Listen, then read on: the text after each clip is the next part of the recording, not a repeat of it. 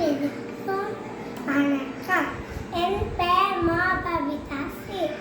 நமக்கு அல்லாத கல்வி சங்கத்தை இந்த இலவசமாக தந்த பச்சார மேலை காமராசரை பற்றி பேச வந்துள்ளேன்.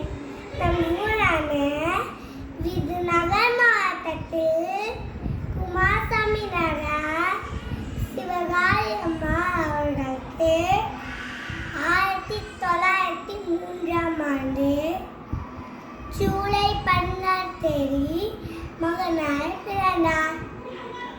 அவர் எளியோரம் கொண்டவரார். ஏழை துன்பம் தீர்த்தவரார்.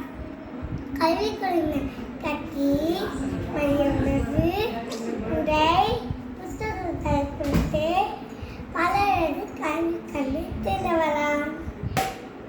அந்நத்திலே நாட்டிலே பல கெட்டிவரார். பாரத திருநாட்டில் பல தொழிலாளர்கள உழைத்தவரார்.